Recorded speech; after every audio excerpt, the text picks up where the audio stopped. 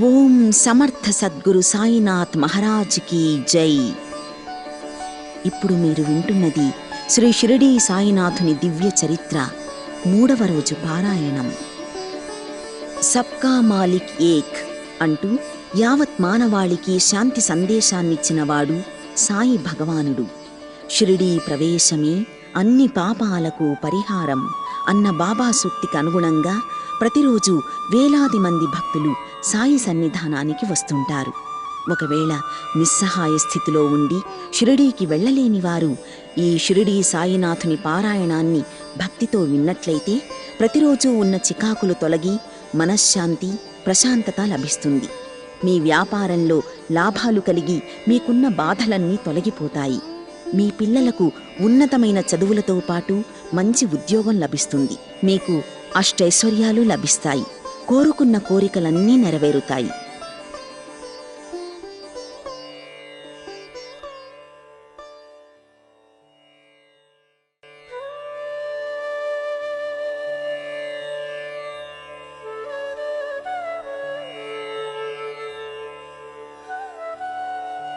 శ్రీ సాయినాథాయ నమః.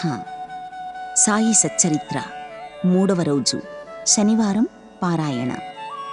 16, 17 అధ్యాయాలు. నాటికి నేటికి షిరిడీ సాయిబాబా కంటే ఉదార స్వభావులు, దయార్ద్ర హృదయం కలవారు వేరే ఎవ్వరూ లేరు. భక్తుల కోరికలు తీర్చే కామధేనువు కంటే బాబానే ఎక్కువ అని కొందరు చెబుతుంటారు. ఆత్మ సాక్షాత్కారాన్ని అందించగల సమర్థుడు సాయిబాబా. అలాంటి బాబా దగ్గరికి ఒకరోజు ఒక ధనికుడు వస్తాడు. తనకి బ్రహ్మజ్ఞానాన్ని ప్రసాదించవలసిందిగా బాబాని కోరతాడు. దాంతో బాబా అతనితో ఇలా అన్నారు: ఇప్పటిదాకా నా దగ్గరికి వచ్చేవారు ఉద్యోగం కావాలనో, ఆరోగ్యం కోసమో, రోగ నివారణ కోసమో వస్తుంటారు తప్ప నీలాగా బ్రహ్మజ్ఞానం కోసం వచ్చినవారు ఇంతవరకు ఎవ్వరూ లేరు అంటూ ఒక బాలుణ్ణి పిలిచి, నందు, మార్వాడి దగ్గరికి వెళ్ళి 5 రూపాయల చేబదులు తీసుకురా అని అన్నారు. ఆ కుర్రవాడు ఆ మార్వాడి దగ్గరికి వెళ్ళి తిరిగి వచ్చి ఆ నందు ఇంటి దగ్గర లేడని, ఇంటికి తాళం వేసి ఉందని చెప్పాడు. ఆ తర్వాత దుకాణదారు అయిన బాలా దగ్గరికి వెళ్ళి తెమ్మనగా ఈసారి కూడా ఆ కుర్రవాడు వట్టి చేతులతోనే తిరిగి వస్తాడు. ఆ తర్వాత కూడా ఆ కుర్రవాడు ఇలాగే 2-3 దగ్గరికి వెళ్ళినా ప్రయోజనం ఉండదు. నిజానికి బ్రహ్మజ్ఞానం కావాలని వచ్చిన ధనవంతుడి దగ్గర నోట్ల కట్టలు చాలా ఉన్నాయి. ఆ తంతునంతా ఆ పెద్ద మనిషి చోద్యం చూసినట్టు చూస్తున్నాడే తప్ప ఆ డబ్బు తన దగ్గరుంది, తాను ఇస్తాను అని అనటం లేదు. అలాంటి వాడికి బ్రహ్మజ్ఞానం కావాలట. అంతేకాదు, తాను జట్కాపై వచ్చానని, ఆలస్యం చేస్తే జట్కా బాడుగ పెరిగిపోతుందని ఆ పెద్ద మనిషి భయం. బ్రహ్మజ్ఞానం కోసం బాబాని తొందర పెడుతున్నాడు. అది చూసిన బాబా, ఇదంతా నీకోసమే జరుపుతున్నాను. నువ్వు బ్రహ్మజ్ఞానాన్ని చూడాలంటే ముందుగా నువ్వు పంచప్రాణాలని, పంచేంద్రియాలని, మనసుని, బుద్ధిని, అహంకారాన్ని భగవంతుడికి సమర్పించాలి. అప్పుడే బ్రహ్మమును చూడగలుగుతావు అని అన్నారు. ఇంకా బ్రహ్మజ్ఞానం లేదా భగవంతుని ఆత్మ సాక్షాత్కారం కావాలంటే అతనికి, భక్తులైన మనకి ఉండాల్సిన యోగ్యతల గురించి బాబా ఇలా చెప్పారు. సంసార బంధనాల్ని విడిచిపెట్టినవాడు ఆధ్యాత్మిక జీవితానికి అర్హత సంపాదిస్తాడు. ఇహలోక, పరలోక విషయాలపై విరక్తి కలిగి ఉండాలి. మోక్షం కోరుకునేవాడు బాహ్య ప్రపంచాన్ని కాకుండా లోపల ఉన్న ఆత్మని చూడాలి. పాపాలు చేయకుండా, తప్పులు చేయకుండా నీతిగా, న్యాయంగా ఉండాలి. మంచి ప్రవర్తన కలిగి ఉండాలి. మీకు ఇష్టమైన వాటికంటే మీకు మేలు చేసే వాటిని మాత్రమే కోరుకోవాలి. మనస్సుని, ఇంద్రియాలని మీ స్వాధీనంలో ఉంచుకోవాలి. మనసుని, హృదయాన్ని పరిశుద్ధపరచుకోవాలి. గురువుని వదిలిపెట్టకూడదు. ఇవన్నీ చేస్తూ భగవంతుని కటాక్షం పొందటానికి గట్టిగా ప్రయత్నం చెయ్యాలి. ఇవన్నీ తప్పకుండా ఆచరిస్తే కాని అలాంటివారు మోక్షానికి అర్హులు కాలేరు, ఆత్మసాక్షాత్కారాన్ని పొందలేరు అని బాబా స్వయంగా తన భక్తులకి చెప్పడం జరిగింది. బాబావారి విశిష్టత. బాబా కంటే ముందుగా ఎందరో యోగులు, సన్యాసులు సంసార బంధాన్ని వీడి అన్నింటినీ వదిలి అడవుల్లోనూ, గుహల్లోనూ, ఆశ్రమాల్లోనూ ఒంటరిగా ఉంటూ మోక్షాన్ని సంపాదించడానికి ప్రయత్నాలు చేశారు. కాని బాబా అలాంటివారు కాదు. ఆయనకు భార్య కానీ ఇల్లు కానీ లేదు. ఆయన జనాల్లోనే ఉంటూ భిక్షాటన చేసి జీవిస్తూ ఎప్పుడూ వేప చెట్టు క్రిందనే కూర్చునేవారు. తన భక్తులకి ఎలా ప్రవర్తించాలో చెబుతూ ఉండేవారు. అందుకే బాబాని యోగి పుంగవుడుగా పిలుస్తారు. ఆ అమూల్యమైన రత్నం ఉన్న ప్రాంతం ధన్యమైనది. అలాంటి మహానుభావుణ్ణి పూజించే మనమందరమూ ధన్యులమే. వాక్కుతోనే కంటి చూపుతోనే భక్తుల జీవితాన్ని మార్చగలిగే ఆ మహాత్ముడి పాదాలకు ప్రణమిల్లుతూ ఈ అధ్యాయాలని ఇంతటితో ముగిద్దాం. శ్రీ సాయినాథాయ నమః.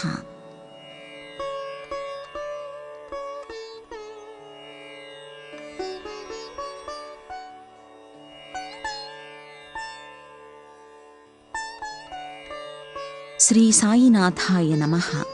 సాయి సచ్చరిత్ర 18, 19 అధ్యాయాలు. శిష్యుల యోగ్యతని కనిపెట్టి వారికి తగిన విధంగా శిక్షణని ఇచ్చి వారిని ఆత్మసాక్షాత్కారం వైపు మళ్లించేవాడే సద్గురువు. అలాంటి లక్షణాలు బాబాలో చాలా ఉన్నాయి కాబట్టే ఆయన సమర్థ సద్గురువుగా పేరుగాంచారు. బాబా లాంటి సద్గురువు పాదాలను ఎట్టి పరిస్థితుల్లోనూ ఎవ్వరూ వదిలిపెట్టకండి.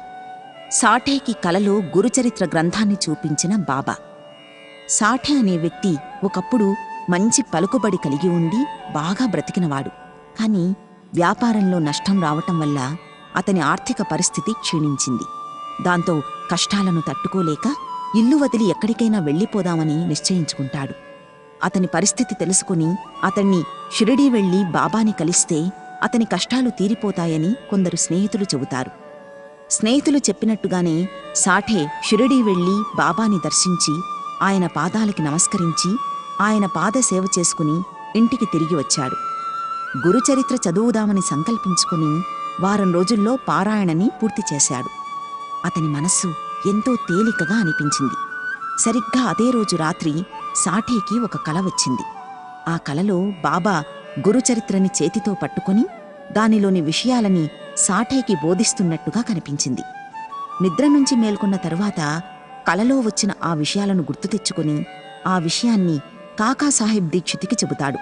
దాంతో దీక్షిత్ సాఠేకి కల వచ్చిన విషయాన్ని బాబా దగ్గర ప్రస్తావించి దానికి అర్థం అడగ్గా సాఠేని మరోసారి గురుచరిత్ర పారాయణ చెయ్యమని చెప్పమని, అతను అలా పారాయణ చేస్తే అతనికి ఎంతో మేలు జరుగుతుందని అతనితో చెప్పమంటారు బాబా. ఆ సమయంలో హేమాడ్ పంత్ బాబా పక్కనే ఉన్నాడు.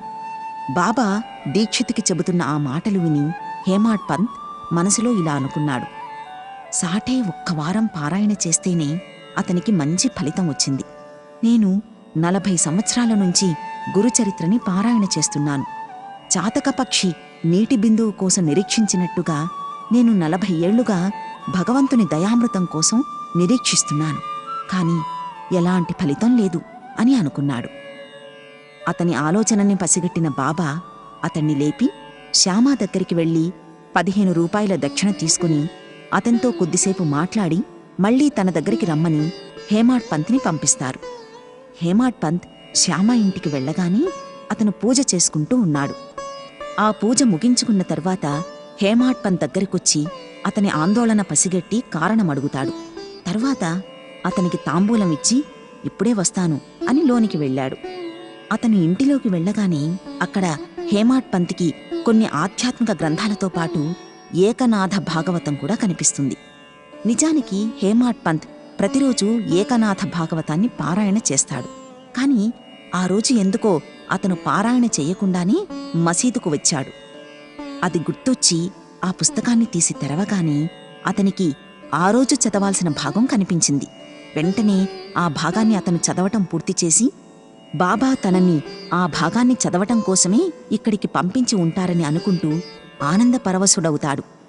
ఈ సంఘటనని బట్టి బాబాకి భక్తులు చేసే పనులే కాదు, వారి మనసులోని భావాలు కూడా తెలుస్తుందని అర్థమవుతోంది.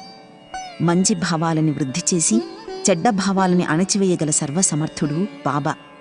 ఆయన్ని భక్తితో పూజిస్తే మన మనసులో కలిగే అలాంటి చెడ్డ భావాలన్నింటినీ కూడా నశింపచేసి మనల్ని సంస్కరిస్తారు. కాబట్టి సాయి భక్తులెవ్వరూ ఆయన్ని ఎట్టి పరిస్థితుల్లోనూ విడిచిపెట్టొద్దని మీకు మనవి చేసుకుంటున్నాము. శ్రీమతి రాధాబాయి దేశ్ముఖ్ ఉపవాస దీక్షని విరమింప చేయించిన బాబా. కషాబా దేశ్ముఖ్కి తల్లి అయిన రాధాబాయి అనే వృద్ధురాలు బాబాకి భక్తురాలు.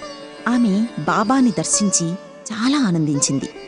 బాబాని తన గురువుగా భావించి తనకి మంత్రోపదేశం చెయ్యవలసిందిగా బాబాని కోరాలనుకుంటుంది. ఒకవేళ బాబా తనకి మంత్రోపదేశం చెయ్యకపోతే ఉపవాసం ఉండి మరణించడానికైనా సిద్ధపడతానని నిర్ణయించుకుని ఆమె అలా 3 రోజుల పాటు బసలోనే ఉండి భోజనము నీరు మానివేసి ఉపవాస దీక్షని పాటించింది. అలా 3 రోజులు గడిచిన తర్వాత శ్యామ ఆమె పరిస్థితిని చూసి ఆమె పట్టుదల ఆమె ప్రాణాల్ని తీస్తుందేమోనని భయపడి బాబాతో ఆమె విషయం గురించి చెప్పి ఆమెను ఆశీర్వదించి ఆమెకి మంత్రాన్ని ఉపదేశించమని బాబాతో అంటాడు. ఆమె మనోనిశ్చయం గురించి తెలుసుకున్న బాబా ఆమెని మసీదుకి పిలిపించి గతంలో తనకి ఒక గురువు ఉండేవారు. ఆయన దయాస్వభావం కలవారు. ఆయనకి తాను చాలా ఏళ్లు సేవలు చేసుకున్నానని ఆయన నుంచి మంత్రోపదేశం పొందాలని అనుకున్నాను. కాని వారు నాకు గుండు కొట్టించి నన్ను దక్షిణ అడిగారు. నా గురువు నా దగ్గర్నుంచి ఏమీ ఆశించలేదు. ఆయన నన్ను ఎల్లప్పుడూ కంటికి రెప్పలా కాపాడుతూ ఉండేవారు. తల్లి తాబేలు పిల్ల తాబేలుకు పాలు ఇవ్వటం కానీ ఆహారం పెట్టడం కానీ చెయ్యదు. అది తన పిల్లలపై దృష్టి సారించి అలాగే చూస్తూ ఉంటుంది.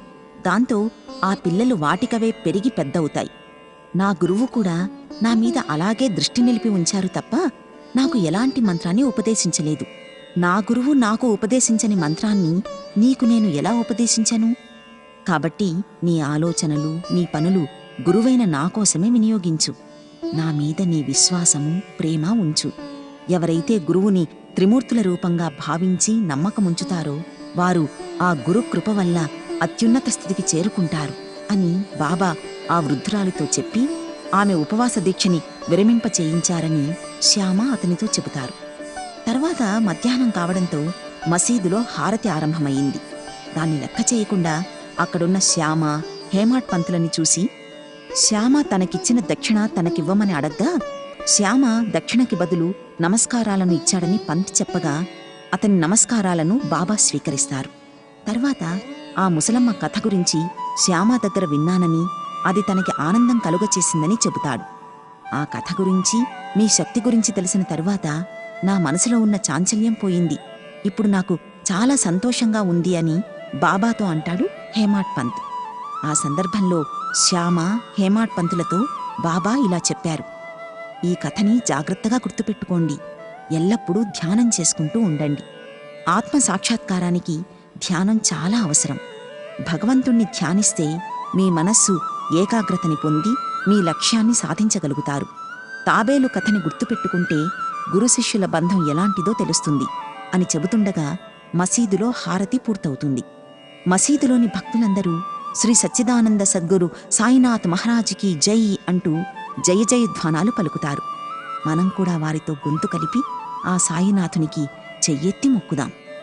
హారతి పూర్తయిన తర్వాత ఒక్కొక్కరిగా ప్రసాదం పంచుతున్న బాబా ఆ ప్రసాదాన్ని హేమాడ్ పంతుకు కూడా ఇస్తూ, నువ్వు ఇప్పటిదాకా విన్న కథలన్నీ గుర్తుంచుకొని ఆ కథల్లో చెప్పినట్టుగా జీవిస్తే నీ జీవితం కూడా ఈ కలకండ ప్రసాదంలా తీయగా మారుతుంది అనగానే హేమాడ్ పంత్ బాబా పాదాలపై పడి నమస్కరించుకుంటాడు.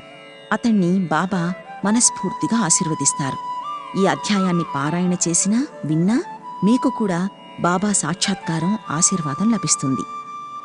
మనుషుల ప్రవర్తన గురించి బాబా చెప్పిన ఉపదేశములు తప్పకుండా వినాల్సిందే. ఒకరికొకరు సంబంధం లేకుండా ఎవ్వరూ ఏ వ్యక్తి దగ్గరికి వెళ్లరు. అలా మీ దగ్గరికి చాలా జంతువులు పక్షులు వంటి అనేక జీవులు వస్తుంటాయి. వాటిని ఎట్టి పరిస్థితుల్లోనూ తరిమివేయవద్దు. అలాగే ఎవరైనా మీ దగ్గరికి ధన సహాయం కోసం వస్తే మీకిష్టం లేకపోతే ఇవ్వకండి. అంతేకాని వారిని తూలనాడుతూ మాట్లాడకండి. అలాగే నీతో ఎవరైనా కఠినంగా మాట్లాడితే వారిని తిరిగి నువ్వు దూషించకుండా కొద్దిసేపు ఓర్చుకో. తర్వాత నీకు శాశ్వతంగా సంతోషం కలుగుతుంది. ఈ భూమి మీద ఒకరి సాయం లేకుండా మరొకరు బ్రతకడం కష్టం. కాబట్టి అందరితోనూ మంచిగా ఉంటే భవిష్యత్తులో నీకు మంచి జరుగుతుంది అంటారు. ఇలా ఆ రోజుల్లో బాబా ఎందరికో ఎన్నో ఉపదేశాలను ఇచ్చి చెడ్డబుద్ధి కలవారిని మంచిగా మార్చేవారు.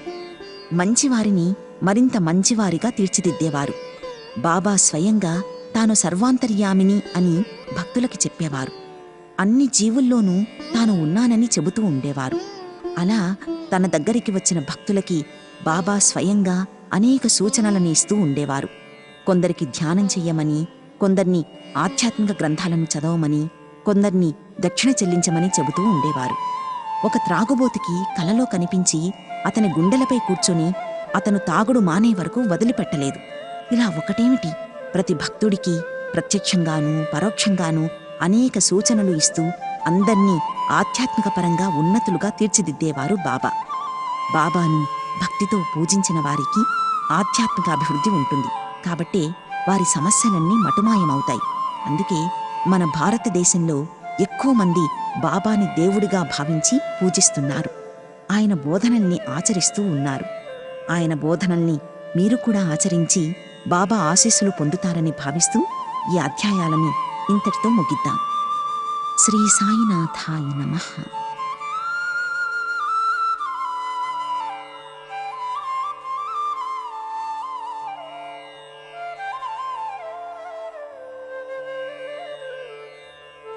శ్రీ సాయినాథాయ నమః. సాయి సచ్చరిత్ర పారాయణ 20వ అధ్యాయం. మహానుభావులు, దైవాంశ సంభూతులు తమ భక్తులకి, తమ శిష్యులకి వచ్చిన సందేహాలను ప్రత్యక్షంగా తీర్చకుండా వాటికి పరోక్షంగా పరిష్కార మార్గాల్ని చూపుతూ ఉంటారని తెలియచెప్పే కాకాసాహెబ్ ఇంటిలోని పనిపిల్ల కథ గురించి తెలుసుకుందాం. షిరిడీ గ్రామంలో మసీదులో మధ్యాహ్నహారతి అయిన తరువాత బాబా ఒక్కొక్కరిని పిలిచి వారికి ఊదీ ప్రసాదాన్ని పంచిపెడుతూ ఉండేవారు. ఆయన దగ్గరికి వచ్చిన భక్తులు బాబా కాళ్ళకి నమస్కరిస్తూ ఉండేవారు. కొందరికి బాబా స్వయంగా విభూది అంటే ఊదీ బొట్టుని పెట్టేవారు. ఆ సమయంలో కొందర్ని మసీదులో భోజనానికి వెళ్లమని, కొందర్ని ఇంటికి వెళ్లి భోజనం చెయ్యమని, కొందర్ని ఇంటికి జాగ్రత్తగా వెళ్లమని చెప్పేవారు. ఇలా అందర్నీ ఆప్యాయంగా పలకరిస్తూ వారికి ఆనందాన్ని కలిగించేవారు. ఆ దృశ్యాన్ని తలుచుకుంటే ఆనాటి షిరిడీ ప్రజలు ఎంతటి అదృష్టవంతులో మనకర్థమవుతుంది. ఈశావాస్యోపనిషత్తులో వేద సంహితలోని మంత్రాలు ఉంటాయి. అందుకే దీనిని మంత్రోపనిషత్తు అని కూడా పిలుస్తారు. జ్ఞాన మార్గాన్ని, కర్మయోగాన్ని సమన్వయం చేసి చెప్పటమే ఈ ఈశావాస్యోపనిషత్తులోని సారాంశంగా చెబుతారు. దాసగను దీనిని మరాఠీ ఓవీ చందములో రాశాడు. రాయడమైతే రాశాడు కాని దానిలోని సారాంశాన్ని గ్రహించలేకపోయాడు. దీని సారాంశం గురించి చాలామంది పండితుల్ని అడిగినా వాళ్ళెవ్వరూ చెప్పలేకపోయారు. దాంతో దాసగను కొద్దిగా నిరాశకి గురయ్యాడు. వెంటనే షిరిడీ వెళ్లి సాయిబాబా పాదాలకి మ్రొక్కి ఈశావాస్యోపనిషత్తుని అర్థం చేసుకోవడంలో తాను పడుతున్న కష్టం గురించి వివరంగా చెప్పి దాని అర్థాన్ని బోధించమని బాబాని అడుగుతాడు. కాకాసాహెబ్ ఇంటిలోని పనిపిల్ల నీకు ఈ సందేహాన్ని తీరుస్తుంది అని బాబా అతనికి చెప్పి పంపించారు. దాసగను సందేహాన్ని తీర్చిన కాకా ఇంటిలోని పనిపిల్ల. భాషాజ్ఞానం లేని ఒక పనిపిల్ల ఈ సందేహాన్ని ఎలా తీరుస్తుందని మనసులో ఒక పక్క సందేహంగా ఉన్నా బాబా మాటలపై దాసగనుకి పూర్తి విశ్వాసం ఉండడంతో షిరిడీ నుండి విలేపార్లీకి వెళ్లి కాకాసాహెబ్ ఇంట్లో బస చేస్తాడు. మరుసటి రోజు ఉదయం నిద్రలేవగానే ఆ ఇంటిలో ఒక పనిపిల్ల ఒక పాటని మనోహరంగా పాడుతుంటుంది. ఆ పనిపిల్ల ఎర్రచీర గురించి వర్ణిస్తూ ఆ పాట పాడుతుంది.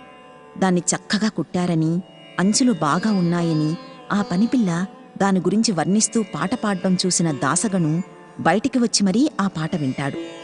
ఆమె చాలా చిన్నపిల్ల. చింకిపోయిన బట్టలు కట్టుకుని ఆమె గిన్నెలు తోముతూ ఆ పాట పాడసాగింది. ఆమెని చూసి దాసగనుకి జాలి కలిగింది. మరునాడు అతని దగ్గరికి ఎంవి ప్రధాన్ వచ్చి తనకి ధోవతినివ్వగా ఆ పేదపిల్లక్కూడా చిన్న చీరని కొనిపెట్టమని అంటాడు. దాంతో ప్రధాన్ ఒక మంచి చీర తీసుకొచ్చి ఆమెకి బహూకరిస్తాడు. ఆమె ఆ చీర తీసుకుని చూసి చాలా సంతోషిస్తుంది. మరుసటి రోజు ఆ పనిపిల్ల ఆ చీరని ధరించి మిగతా పిల్లలతో కలిసి ఆనందంగా గుండ్రంగా తిరుగుతూ నాట్యం చేసింది. మరుసటి రోజు ఆ చీరని పెట్టెలో దాచుకుని చింకిపోయిన బట్టలు ధరించి వచ్చింది. కాని ఆమె ఆనందానికి ఎలాంటి లోటూ లేదు. ఆమె ఎప్పటిలాగానే ఆనందంగా ఆడుతూ పాడుతూ ఇంటి పనులు చేసుకోసాగింది. ఇదంతా చూసిన దాసగను ఆశ్చర్యపోయాడు. ఆమెపై ఉన్న జాలి కాస్త మెచ్చుకోలుగా మారిపోయింది. ఆ పనిపిల్ల నిరుపేద కాబట్టి చింకి బట్టలు కట్టుకుంది. ఇప్పుడు ఆమెకి కొత్త చీర ఇచ్చినా దాన్ని పెట్టెలో దాచుకుని ఏ విచారం లేకుండా ఆనందంగా ఆడుతూ పాడుతూ తన పనులు తాను చేసుకుంటూ ఉంది. కాబట్టి కష్టసుఖాలనేవి మన మనోవైఖరిపైనే ఆధారపడి ఉంటాయని గ్రహించాడు. అలా ఉపనిషత్తుల్లోని నీతిని అంటే ఉన్నదానిలో సంతృప్తి చెందడం అనే నీతి గురించి తెలుసుకున్నాడు. అలా కాకా పనిపిల్ల ద్వారా ఈశావాస్యోపనిషత్తులోని నీతిని దాసగను గ్రహించగలిగాడు. ఈ కాకా పనిపిల్ల విషయంలో బాబా అవలంబించిన మార్గం ఎవ్వరూ ఎక్కడా అవలంబించని మార్గం. బాబా ఏ రోజూ షిరిడీని విడిచి ఎక్కడికి వెళ్లలేదు. కాని ఆయన తన భక్తుల్ని ఆధ్యాత్మిక సాధన కోసం అనేక ప్రదేశాలకి పంపిస్తూ ఉండేవారు. భక్తుల్లో కొందరికి స్వప్నాల్లో కనిపించడం, కొందరికి రాత్రిపూట నిజరూపంలో కనిపించడం, కొందరికి పగటిపూట కనిపించడం వంటివి చేస్తూ వారి కోరికల్ని నెరవేరుస్తూ ఉండేవారు.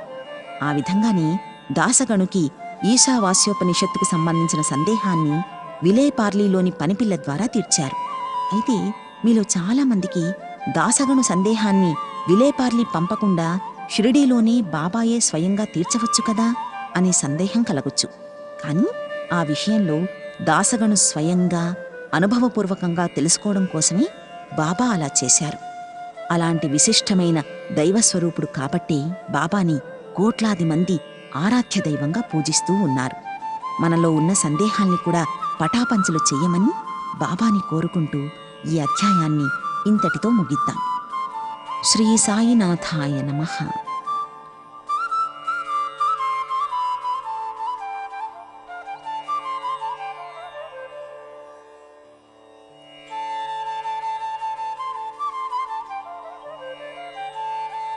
శ్రీ సాయినాథాయ నమః.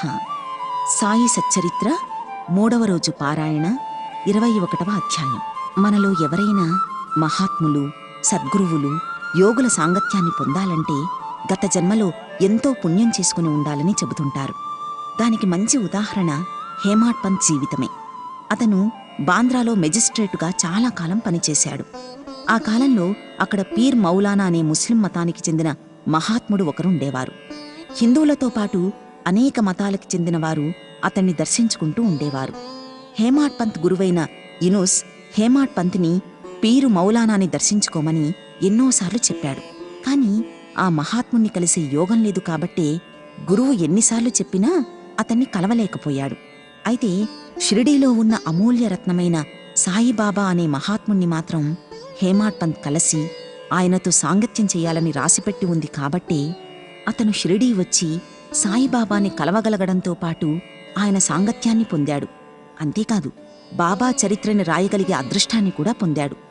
హేమాడ్ పంత్ ఏ జన్మలో ఏ పుణ్యం చేసుకున్నాడో దైవాంశ సంభూతుడైన బాబా చరిత్రని రాసి తన జీవితాన్ని ధన్యం చేసుకున్నాడు. యోగీశ్వరులందరూ ఒక్కటేనని, ఒకరు చేసే పనులు మరొకరికి తెలుసునని కొందరు చెబుతుంటారు. అలాంటి ఒక సంఘటన గురించి ఇప్పుడు తెలుసుకుందాం. విహెచ్ ఠాగూర్ని విస్మయపరిచిన బాబా. విహెచ్ ఠాగూర్ అనే వ్యక్తి రెవెన్యూ శాఖలో గుమాస్తాగా పనిచేస్తూ ఉండేవాడు. అతను ఒకసారి ఒక సర్వే నిమిత్తం బెళగాం దగ్గరున్న వడ్గాంకి వెళ్ళాడు. ఆ సమయంలో అతను అప్పా అనే కన్నడ యోగిని దర్శించి అతని ఆశీర్వాదాన్ని పొందాడు.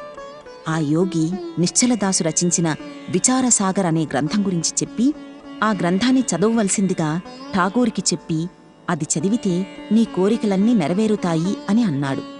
అలా చదివిన తరువాత నువ్వు ఉత్తర దిక్కుగా ప్రయాణం చేసినప్పుడు గొప్ప మహాత్ముణ్ణి కలుస్తావని, అతను నీకు భవిష్యత్తు మార్గాన్ని సూచిస్తాడని చెబుతాడు.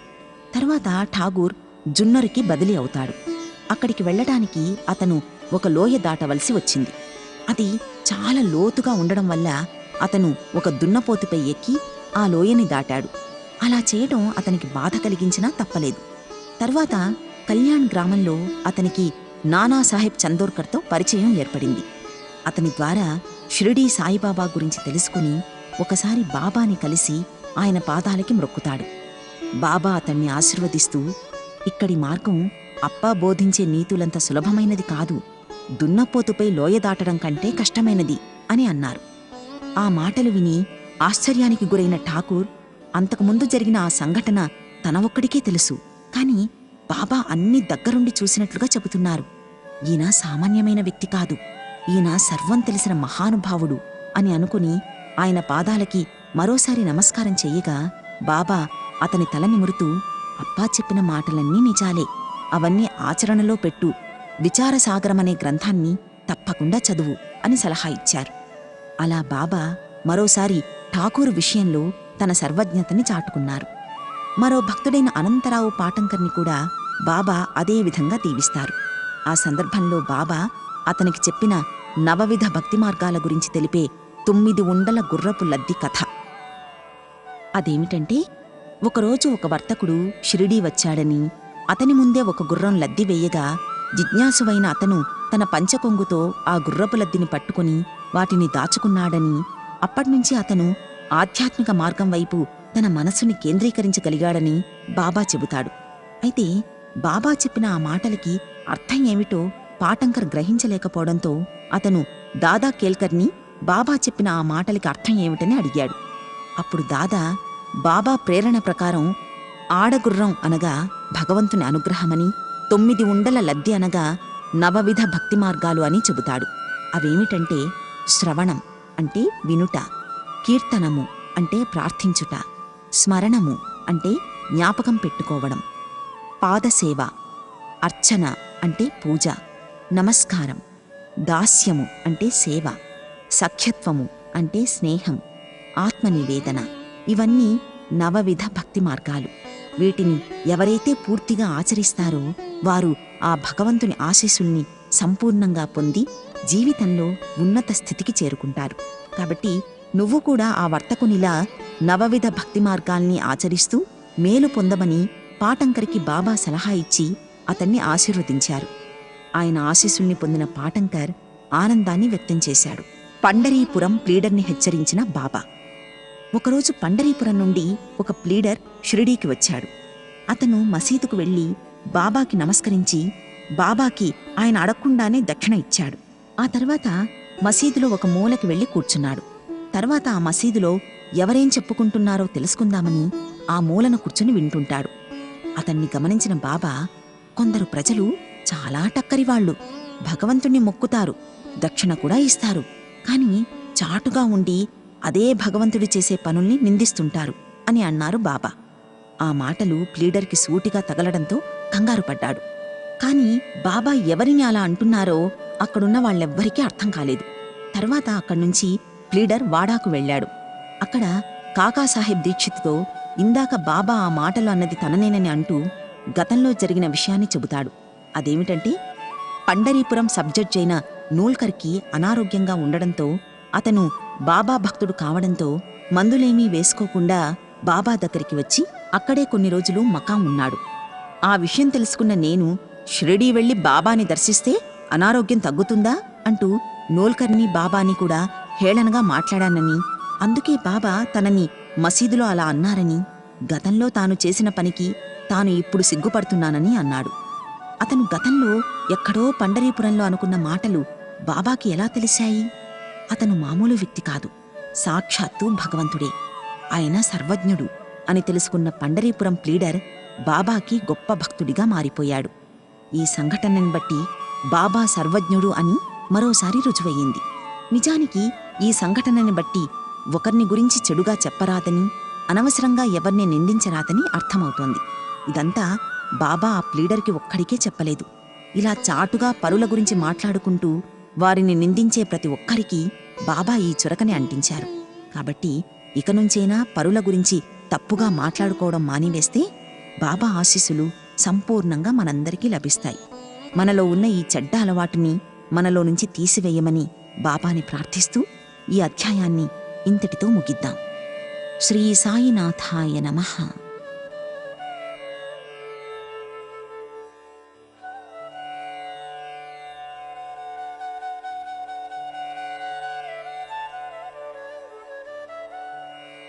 శ్రీ సాయినాథాయ నమః.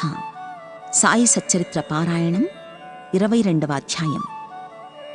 సచ్చిత్ ఆనందరూపుడైన అంటే సచ్చిదానందరూపుడైన ఆ భగవంతుణ్ణి చూడాలన్నా, ఆయన్ని చేరుకోవాలన్నా అది గురువు వల్లనే సాధ్యమవుతుంది.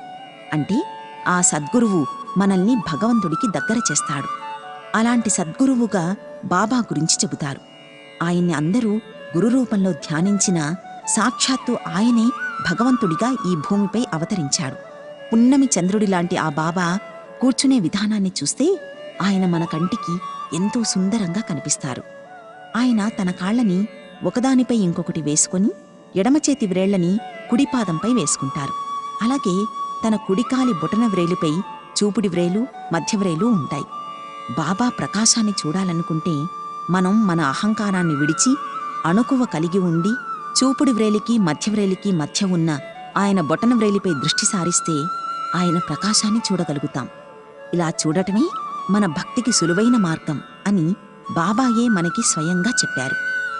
బాబా నివసించిన నివాస స్థలం ఇప్పుడు ఒక యాత్రాస్థలంగా మారింది. దేశ విదేశాల్లోని అనేక ప్రాంతాల నుంచి కోట్లాది మంది భక్తులు షిరిడీ వచ్చి బీద గొప్ప అని తేడా లేకుండా అందరూ ఆయన దివ్యరూపాన్ని దర్శించి అనేక విధాలుగా మేలు పొందుతూ ఉన్నారు. కారణజన్ముడైన బాబా లీలల్ని వర్ణించడం ఎవ్వరికీ సాధ్యం కాదు. భక్తుల ఆపదల్ని కనిపెట్టి ఆ ఆపదల నుంచి వారిని రక్షించే ఆపద్బాంధవుడు షిరిడీ సాయి. బాలాసాహెబ్ మిరీకర్ అనే భక్తుణ్ణి ఆపదల నుంచి బాబా ఎలా రక్షించాడో తెలుసుకుందాం. సర్దార్ కాకాసాహెబ్ మిరీకర్ కొడుకైన బాలాసాహెబ్ మిరీకర్ కోపర్గాంవ్కి మామల్తారుగా పనిచేసేవాడు. అతను ఒకరోజు చితలీ గ్రామానికి వెళుతూ బాబాని చూడ్డానికని చెప్పి షిరిడీ వస్తాడు. మసీదుకు వెళ్లి బాబాకి నమస్కరించాడు. బాబా అతన్ని దీవించి అతని యోగక్షేమాలు అడిగి జాగ్రత్తగా ఉండమని హెచ్చరిస్తున్నట్లుగా ఇలా అన్నారు: నీవిప్పుడు ద్వారకామాయిలో కూర్చున్నావు. ఎవరైతే ఈ ద్వారకామాయి ఒడిలో కూర్చుంటారో వారు అన్ని కష్టాల నుండి తప్పించుకుంటారు. ఈ మసీదులోకి వచ్చిన వారిని ఆ తల్లి ఎప్పుడూ కాపాడుతూ ఉంటుంది అని చెప్పి శ్యామాతో నువ్వు బాలాసాహెబ్తో చితలీ వెళ్ళు అంటారు. బాబా ఆజ్ఞానుసారం శ్యామ వెళ్లడానికి సిద్ధపడతాడు. కాని బాలాసాహెబ్ కొద్దిగా అసౌకర్యంగా భావించడంతో సర్లే వెళ్ళొద్దు, మనం వాడి సౌకర్యం గురించి ఆలోచించాం, కాని అతడి నుదుట మీద ఏది రాసి ఉంటుందో అదే జరుగుతుంది, వద్దులే వెళ్ళకు అన్నారు. బాలాసాహెబ్ బాగా ఆలోచించి శ్యామాని తోడు తీసుకుని వెళ్ళాడు. వాళ్ళిద్దరూ రాత్రి 9 గంటల ప్రాంతానికి చితలీ చేరుకుని ఆంజనేయాలయంలో బస చేసి ఒక మూల కూర్చుని మాట్లాడుకుంటూ ఉంటారు. బాలాసాహెబ్ చాపపై కూర్చుని వార్తాపత్రిక చదువుతూ ఉన్నాడు. అతను ధరించిన దుస్తులపై ఒక సర్పం ఉంది. దాన్ని ఎవ్వరూ గమనించరు. అది బుసలు కొడుతూ ఉండగా ఆ శబ్దం నౌకరికి వినిపించింది. అతను వెంటనే వెళ్లి ఒక లాంతర్ తెచ్చి పామును చూసి బిగ్గరగా అరిచాడు. ఆ అరుపు విని బాలాసాహెబ్ భయపడ్డాడు. అక్కడున్న వాళ్లందరూ కట్టెల్ని తేవడానికి వెళ్లగా ఆ పాము అక్కడ్నుంచి దిగి మెల్లగా పాక్కుంటూ వెళుతుండగా ఆ కట్టెలు తెచ్చిన వ్యక్తులు దాన్ని కొట్టి చంపివేస్తారు. ఇలా బాలాసాహెబ్ని బాబా ముందుగానే హెచ్చరించి అతన్ని పాము బారి నుండి రక్షించడం జరిగింది. అప్పట్నుంచి బాబాపై బాలాసాహెబ్కి భక్తి పెరిగి ఆయన్ని ఆరాధించడం మొదలుపెట్టాడు. డేంగలే చెప్పిన జ్యోతిషాన్ని తప్పని రుజువు చేస్తూ బాబూసాహెబ్ బూటీని ప్రమాదం నుంచి రక్షించిన బాబా. నానా డేంగలే అనే జ్యోతిష్యుడు ఉండేవాడు.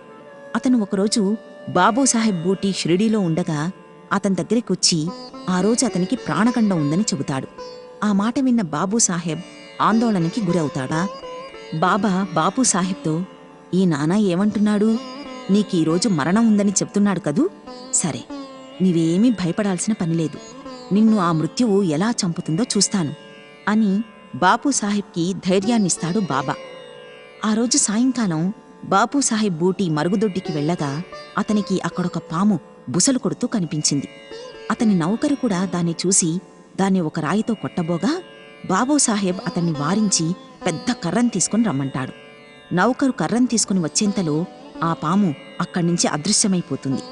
బాబా తనని ధైర్యంగా ఉండమని ఎందుకు చెప్పాడో అతనికప్పుడు అర్థమై బాపూసాహెబ్ బాబా చేసిన మేలుని తలుచుకుని ఆయనకి మనసులోనే భక్తితో నమస్కరించుకుంటాడు. అమీర్ చక్ర వ్యాధిని పోగొట్టడంతో పాటు పాము బారి నుండి కాపాడిన బాబా. కోపర్గాంలోని కొరాలే గ్రామ నివాసి అయిన అమీర్ షక్కర్ కీళ్లవాతంతో బాధపడుతూ తన వ్యాపారాన్ని విడిచిపెట్టి షిరిడీకి వెళ్లి తన రోగం గురించి చెప్పి ఆ బాధ నుండి తనకి విముక్తి కలిగించమని బాబాను వేడుకున్నాడు. బాబా అతణ్ణి చావడిలో కూర్చోమని ఆజ్ఞాపించాడు. నిజానికి ఆ రోగానికి ఆ స్థలం సరైంది కాదు. ఎందుకంటే ఆ ప్రదేశం ఎల్లప్పుడూ తేమగా ఉంటుంది. కాని బాబా పలుకులే అతని కీళ్లవాపులకి తగిన ఔషధం. అక్కడ్నుంచి మసీదుకు రావడానికి బాబా అతనికి అనుమతివ్వలేదు. అలా జరగడం వల్ల అది అమీర్కే మంచిదయ్యింది. ఎందుకంటే బాబా ఉదయం సాయంకాలం చావడివైపు వెళుతూ అక్కడికి వచ్చేవారు. 2 రోజులకొకసారి బాబా అక్కడే నిద్రిస్తూ ఉండేవారు. అలా అమీరుకి బాబా యొక్క సాంగత్యం సులభంగా లభించింది. అతనలా అక్కడ పూర్తిగా 9 మాసములు ఉన్నాడు. కొంతకాలం తరువాత అతనికి ఆ స్థలంపై విసుగు కలిగి ఒకనాటి రాత్రి ఎవ్వరికీ చెప్పకుండా కోపర్గాం పారిపోయి ధర్మశాలలో దిగుతాడు. అక్కడొక ఫకీరు చావడానికి సిద్ధంగా ఉండగా ఆ ఫకీరు నీళ్లు అడుగగా అమీరు వెళ్లి నీరు తెచ్చివ్వగా ఆ నీళ్లను త్రాగి ఆ ఫకీరు చనిపోతాడు. అమీరు చిక్కుల్లో పడతాడు. దాంతో బాబా ఆజ్ఞ లేకుండా షిరిడీ విడిచిపెట్టి వచ్చి చిక్కుల్లో పడ్డానని తెలుసుకుని అక్కడ్నుంచి షిరిడీకి వెళ్ళిపోతాడు.